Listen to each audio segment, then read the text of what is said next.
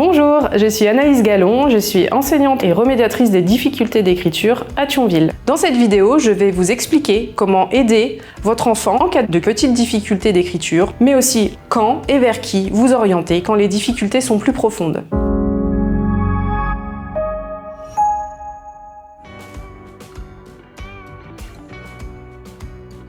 Dans les premiers gestes qui aident, je vais vous demander d'observer votre enfant en train d'écrire. Est-ce qu'il est à genoux sur la chaise? Est-ce qu'il a une jambe repliée sous les fesses? Est-ce qu'il a le bras extrêmement tendu quand il écrit? Est-ce qu'il est très penché sur son cahier? Voire est-ce que sa tête touche la table?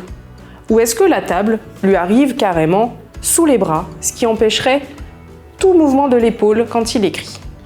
Comment rendre l'espace le plus ergonomique possible? Afin de vérifier si la table que votre enfant utilise au quotidien est à bonne hauteur, demandez-lui de placer les bras le long du corps et vérifiez que cette table arrive environ au niveau du pli du coude.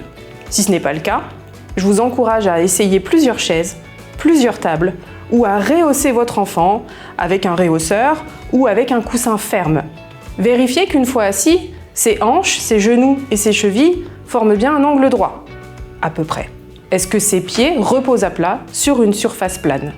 Souvent, quand on a rehaussé l'enfant, ses pieds sont dans le vide. Quand il utilise un tabouret de cuisine haut, ses pieds sont dans le vide.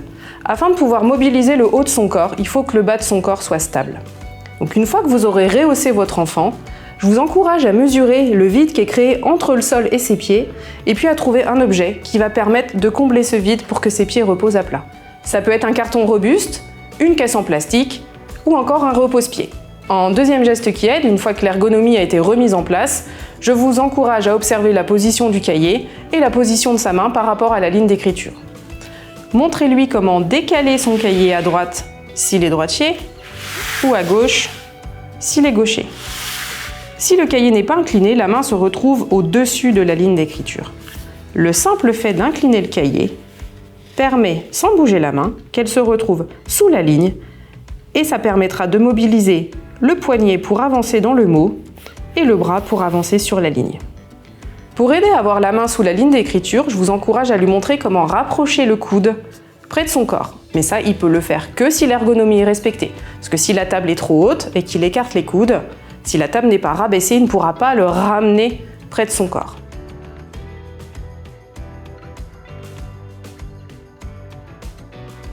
Enfin, je vous encourage à l'observer en train d'écrire. Souvent, vous me dites « il tient mal son crayon ». En fait, plusieurs tenues de crayon vont être fonctionnelles, vont fonctionner. Ce qu'il faut vérifier, c'est est-ce que le mouvement vient des doigts, et dans ce cas ça fonctionne, ou est-ce qu'il vient du poignet, voire du bras, et dans ce cas ça dysfonctionne. Afin de restaurer le dynamisme de la prise de crayon, c'est-à-dire les doigts qui vont bouger au lieu du poignet, plusieurs activités peuvent être mises en place. Vous trouverez sur internet plein d'activités que l'on nomme gym des doigts, que je vous encourage à mettre en place avec les plus petits, mais aussi avec les plus grands. Au cœur de votre cuisine se trouve un trésor. Vous allez pouvoir mettre en place toutes sortes d'activités de pétrissage afin de cuisiner avec votre enfant, ce qui va développer les dissociations, la musculature de la main et permettre peut-être de restaurer une écriture plus fonctionnelle. Enfin, ne négligez pas toutes les activités manuelles. Certains enfants adorent découper, colorier, bricoler, scotcher, déchirer. D'autres qui aiment moins ça pourraient investir les mêmes compétences au sein de votre garage en sortant les clous, les vis, les tournevis, les scies, le bois, afin de bricoler. Parfois, choisir un outil qui convient va aider l'enfant. Dans un premier temps, je vous encourage à expliquer à l'enfant que ces stylos, même s'ils sont très jolis, vont être peu efficaces. Certains sont trop lourds, trop gros, pèsent trop dans la main. D'autres sont vraiment jolis, mais beaucoup trop gros pour une main d'enfant. Parfois, ils sont agrémentés d'une décoration, mais qui va peser, qui va faire que le stylo va basculer dans la main et qui apporte du poids supplémentaire que l'enfant devra contrôler.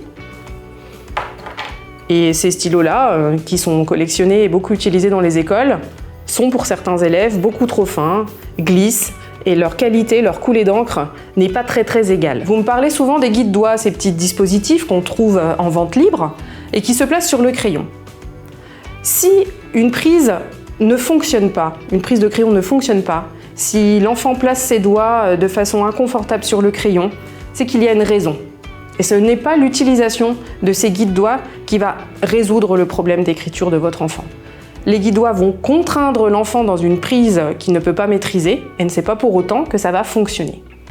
L'utilisation de ces dispositifs est réservée souvent à l'ergothérapeute qui pourra mesurer les avantages et les inconvénients de l'utilisation de ce dispositif. Enfin, sur Internet, on trouve pléthore d'idées, notamment l'utilisation d'élastiques ou de chenilles qui permettent de placer correctement le crayon dans la main de l'enfant. Encore une fois, même chose que pour les guides-doigts, ce n'est pas ce genre de dispositif qui va rendre la tenue fonctionnelle. Ce que je peux vous conseiller, c'est de tester tous les stylos déjà que vous avez à la maison avec votre enfant afin qu'il trouve celui qui lui convient le mieux. Et puis si vous n'en avez pas assez à la maison, vous pouvez vous rendre dans un magasin avec un bloc-notes et les essayer. En fonction du type d'encre, en fonction de la forme du crayon, certains enfants peuvent trouver plus de confort. À partir de quand faut-il s'inquiéter et consulter un professionnel ? Dès la maternelle, des signes d'appel peuvent vous faire comprendre qu'il est important de consulter quelqu'un. Souvent, l'enseignant va vous dire que votre enfant a des difficultés en motricité, dans la salle de motricité, qu'il ne parvient pas à coordonner ses gestes, qu'il ne parvient pas à lancer ou attraper une balle.